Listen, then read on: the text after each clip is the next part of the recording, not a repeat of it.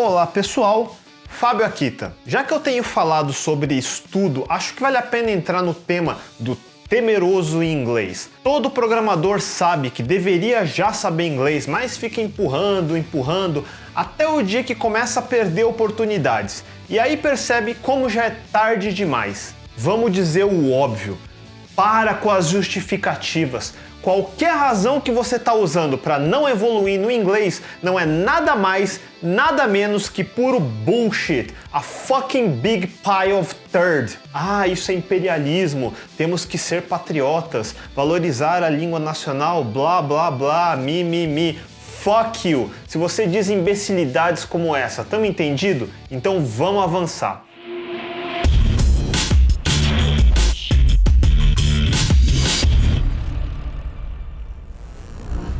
Tudo que sai de mais importante na área da tecnologia sai primeiro em inglês. Sabe o que acontece se você depende de material em português? Você precisa esperar essa tecnologia ganhar público, alguém se arriscar a traduzir material em português e publicar aqui, e todo mundo sabe que todo projeto open source, principalmente nas primeiras iterações, muda o tempo todo. Ou seja, do ponto de vista de retorno financeiro, não é um bom negócio publicar livros de versões 1.0 de projetos open source, porque o 2.0 vai sair em 6 meses e o livro vai ter pouco tempo de vida. Livro técnico é absolutamente chato de escrever. Eu sei, eu já escrevi um.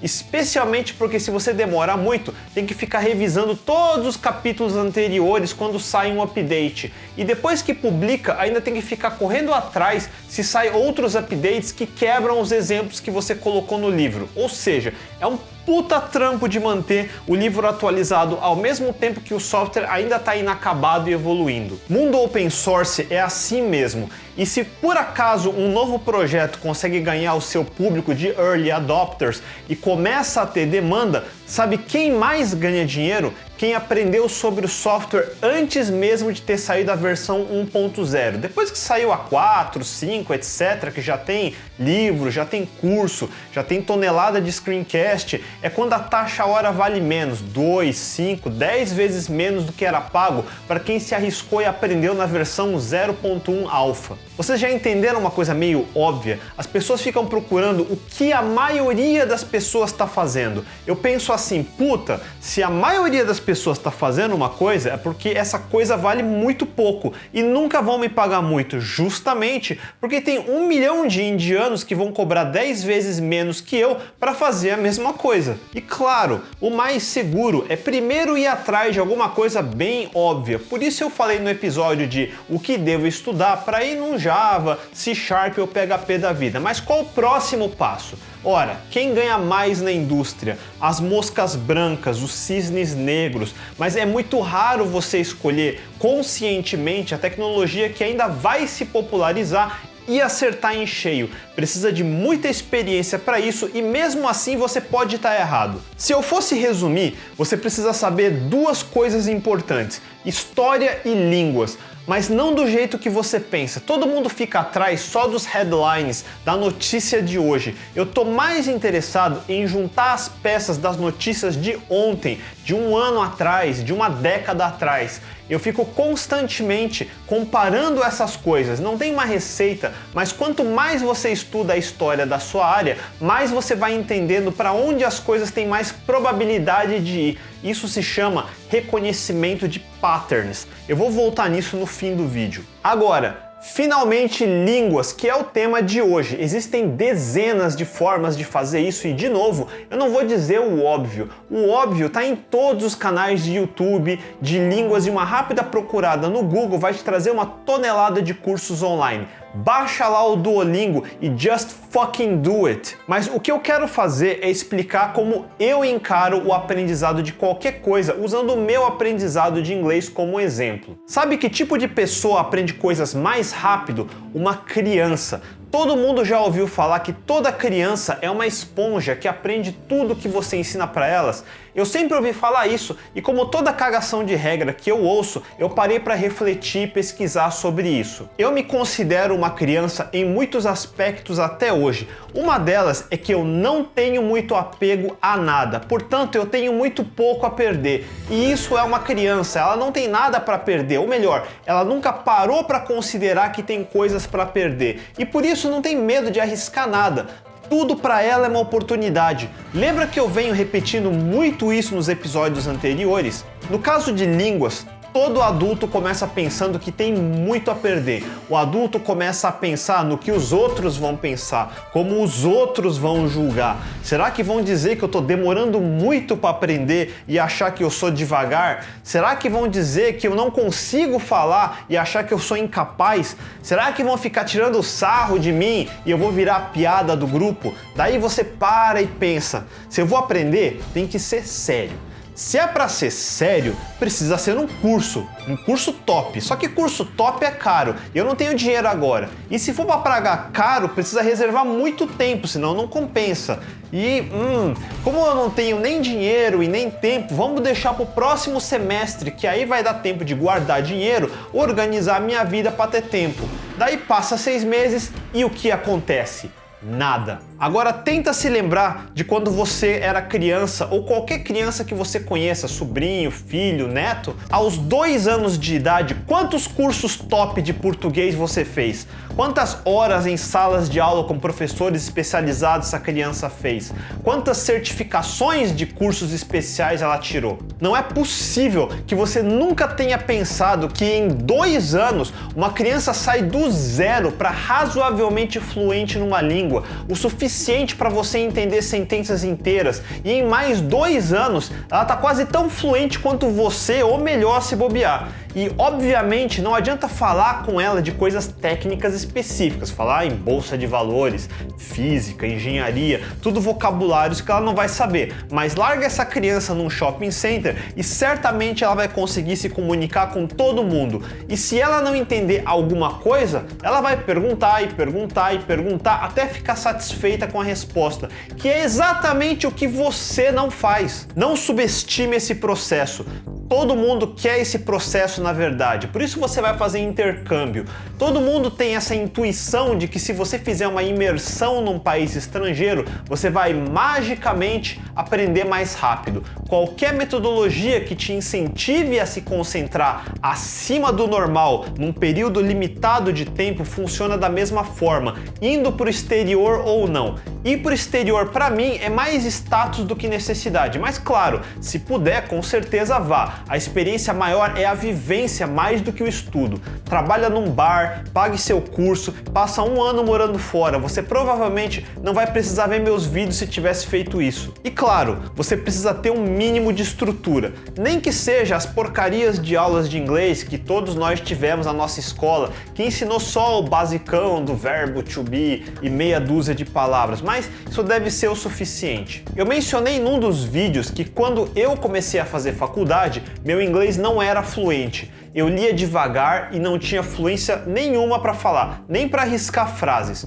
O que me motivou foi no primeiro dia de aula o professor listar livros estrangeiros na bibliografia na lousa e eu ter colegas de classe que já tinham morado fora ou feito intercâmbio e estavam na minha frente. E eu já disse também que é o tipo de coisa que me deixa motivado a correr atrás. E foi exatamente o que eu fiz. E aprendizado é que nem dieta. Ou você faz all in, sem compromissos, ou não faz. Do or do not. There is no fucking try. Vamos lá. Assim como 99% da população, eu só comprava livros e revistas em português. Eu só assistia filme dublado ou com legenda. Ou ouvia música, mas sequer prestava atenção nas letras. E eu evitava tudo que tinha em inglês. Eu fiz aqueles cursinhos de bairro, tipo FISC, mas eu desisti porque não tinha evolução. Era essa minha situação no ano que eu entrei na faculdade. Eu nunca fiquei 100% perfeito na fluência, mas ouçam vocês mesmos.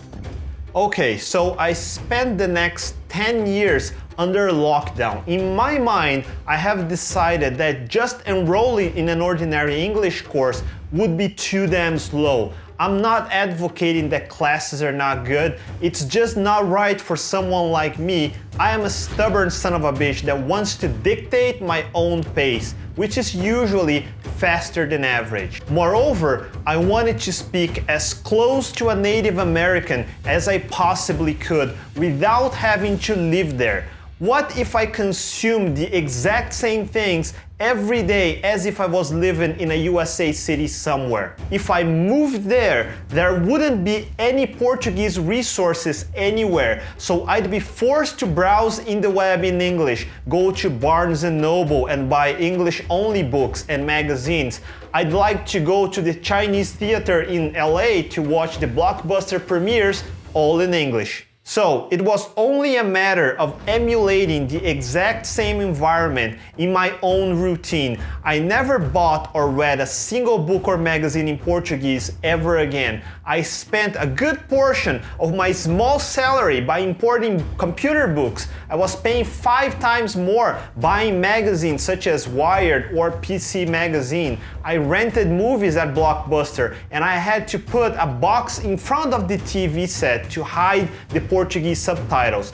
And fortunately, I'm the kind of nerd that watches the favorite movies many times over. Did you read my blogs and Facebook or Twitter timelines?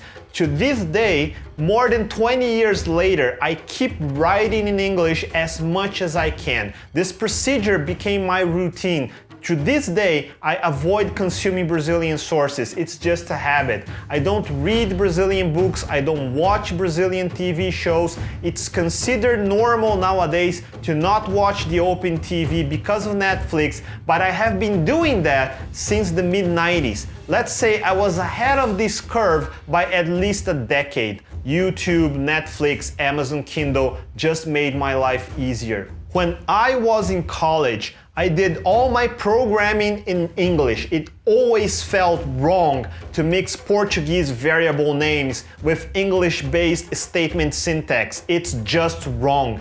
Don't do it. If for nothing else, only realize that if you use Portuguese, you won't ever be able to open source it. I'm not saying that you should open source everything, but why are you closing that door so soon? And you can't even hire programmers from other countries to help out either. Writing code in Portuguese limits the reach of that code. I spent around 5 or 6 years consistently doing precisely that, from my first year in college to the .com era. Remember that PSM.com I mentioned I worked for? So they wanted me to fly to their Florida office to get acquainted with the other developers. This was 2001 and it was the very first time I set foot in the USA. Remember when I mentioned that you want to be ready when the opportunity arises? That's precisely my point. If I had procrastinated, I would have missed that chance. And let me tell you, no amount of theory will save you in practice. I realized my limitations when I arrived there. Jesus Christ, the freaking Cubans and their Spanish mixed English are stupidly hard to understand. And I had people from Texas in the office, also a crazy difficult accent to follow. I think I can deal with them way better today, but for my very first attempt, I had to ask people to repeat slowly many times, and don't think for a second that I didn't. Over the years, I met people that have been teaching me, and this is super important. You feel ashamed when someone tries to correct your misspellings, and you lose an opportunity. Whenever someone corrects me, I engage. I say, hey, thanks. So is this the correct way? Let me try again. And if the person is willing, we end up spending a few minutes with training. That's how I finally figured out the proper way of saying 3 and 3 and words like there, those, there. That was an afternoon coffee with a friend of mine from the United States. Remember when I mentioned children? The sad thing about adults is that we lose our inner child. Learning is essentially letting your adult self and bring the curious child back. Never feel ashamed, never hold your questions back. Children are interested, their parents even get upset when children ask too many questions. Let them. This is the only way to learn stuff, to question everything, no matter how silly it sounds. The only dumb thing is not to ask questions. And again, will it be worth it? Will you ever be able to speak fluently like a Native American? You could. It all depends on training and commitment. As you can tell by now, I can't. This is the closest I could get. The interesting thing you don't think about, the Americans don't care. They can tell I'm not a native, but I'm understandable, and that's enough. In their minds, what they immediately think is, damn, this guy speaks better English than I could ever speak any other language. And that's right, most Americans only speak English. They respect anyone that can speak more than one language, and they appreciate you even more for being understandable to them. Americans are used to different accents. They have Latinos, people from Mexico, República Dominicana, they have Chinese, they have Italians, and so on and so forth. There are dozens of dialects and accents throughout the country. And if you add English from Great Britain, the Netherlands, Australia, it's all different. Your particular accent, my own accent, doesn't sound nearly as bad as you think it does. You are an adult. What the heck are you ashamed for? Mockery. Oh, come on. This is bullshit. The only reason you're not studying and doing your best right now is your own laziness. You're just lazy. Admit it. It's pathetic. If you really wanted, you could start right now for $0. Change your operating system default language to English. Seriously, I have a hard time with Windows in Portuguese because I can't find anything. I'm used to English and the order of things in English. Then erase all your Portuguese bookmarked websites. Change the default language of your web browser to English. None of this costs any money. Install tools like Grammarly to correct your terrible written English. Read as much as you can every day in English. Listen to as much as you can. I subscribe to hundreds of English-only YouTube channels. I have 0 Portuguese channels. Netflix, start with subtitles in English. It's so awesome that there is this option. If only I had it in my VHS days. When you go rewatch a movie you like, turn the subtitles off, and instead of not paying attention because you feel uncomfortable, do the opposite. Pay extra attention. Pause the video whenever you learn a new word. Get your smartphone and Google it. The tools we have today make the learning process so much easier. I do that myself. For example, I just learned a new word that I never used before, unrequited, which means unreturned, like a feeling not reciprocated. And that was from Woody Allen's Cafe Society movie. Old movies always teach me words I never used. As a disclaimer, also keep in mind that I always read a scripted text in my channel, and this section was no exception. Now, let me switch back to Portuguese. Eu acho que eu sou diferente quando eu falo em inglês e português, porque você não pode falar inglês com o mesmo ritmo que fala português. Do mesmo jeito que seria bizarro você cantar, por exemplo, um Fly Me to the Moon do Frank Sinatra com o ritmo de funk. Pensa como ia ficar. Você precisa respirar diferente. E é mais fácil ver isso quando assiste séries e filmes. Começa a prestar atenção na linguagem corporal dos atores. Eu já fiquei horas fazendo careta para a TV para imitar a posição da boca e o jeito de inspirar e expirar as palavras. E sobre respiração, uma coisa que eu vejo 90% das pessoas fazendo errado. Fala as palavras até o fim, não tenta conectar uma palavra na outra, como fazemos falando português corrido. Fala inglês como um gaúcho ou sulista fala português, pausado, correto, palavras até o fim com pausa. Só isso já é meio caminho andado para ser entendido. Mas se você não está convencido, eu vou dizer uma última coisa que eu acho muito importante, inclusive tem a ver com programação. No mundo da programação, você frequentemente vê o povo falando de padrões de programação ou padrões de arquitetura. Quando alguém fala padrão, parece dizer no sentido de é a melhor forma de fazer alguma coisa, e isso está errado. Em inglês temos 3 palavras diferentes: standard, default e pattern. Os 3 traduzem em português para padrão, mas eles querem dizer 3 coisas completamente diferentes. O que você pensa por padrão normalmente é o que o americano pensa quando diz standard, um standard a ser seguido. Ou você tem default, que é a escolha padrão, ou quando você não escolhe o que é escolhido, é o default. Finalmente, pattern é simplesmente alguma coisa que aparece várias vezes. Pode ser certo ou errado. Um pattern pode simplesmente indicar uma tendência. Por exemplo, se todo mundo resolver começar a usar calça vermelha, isso é uma moda, eu posso dizer que é um pattern.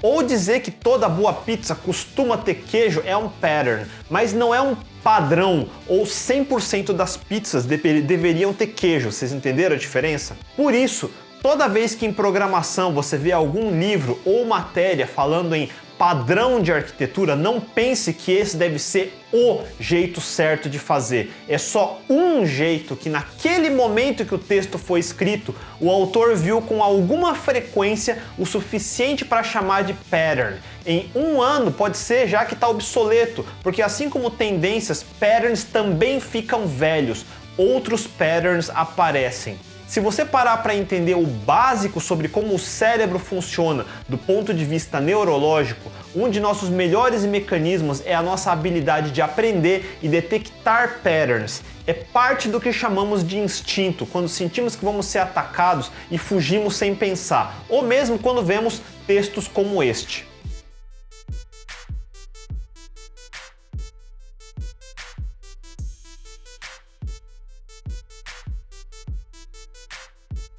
Nós não lemos palavras de letra em letra, nós identificamos o pattern e vamos lendo em clusters. Às vezes pulamos uma sentença inteira se for um clichê ou um chavão, porque o pattern economiza nosso processamento. É meio como uma rede neural artificial funciona, ou o que chamamos hoje de machine learning. É basicamente identificação de patterns. Patterns também têm efeitos colaterais, é de onde temos as ilusões de ótica, por exemplo, onde vemos patterns que não existem ou patterns que nos confundem.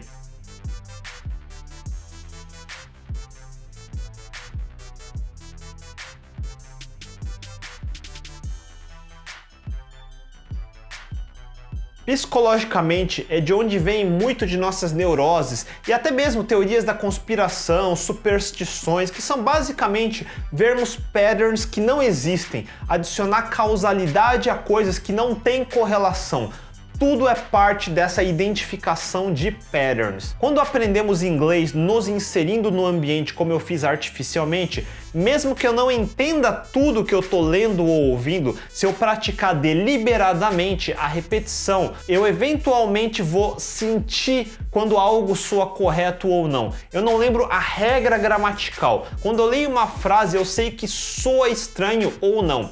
I won't do it ou I'm not gonna do it são literalmente a mesma coisa, mas naturalmente eu digo um ou outro sem pensar muito. E eu argumentaria que pro dia a dia isso é um bom nível quando você naturalmente fala uma frase de acordo com o contexto da conversa, sem precisar conscientemente pensar na construção dessa frase, que é exatamente como você fala na sua língua nativa. Você não precisa fazer um esforço consciente muito grande para simplesmente falar. Em resumo, o que normalmente chamamos de padrão não é standard, é pattern. E você saberia disso se lesse os livros em inglês em vez das traduções em português, onde é impossível traduzir o contexto exatamente como o autor gostaria. Toda tradução perde parte do sentido, não importa quão bom seja o tradutor, especialmente porque algumas coisas têm carga filosófica ou cultural que não tem como traduzir. Um dos exemplos que eu mais gosto é quando traduzem making money para ganhar dinheiro. Tecnicamente está correto, você diz I'm going to work to make money, que traduziria para eu vou trabalhar para ganhar dinheiro. Em português, a frase implica que sua opção é trocar seu trabalho por dinheiro. Em inglês não se diz ganhar, se diz make, que é fazer. A frase em inglês implica a opção de você produzir onde antes não existia alguma coisa, que é a essência de empreender. E na minha cabeça, essa é uma das maiores diferenças culturais dos Estados Unidos para qualquer outro lugar do mundo.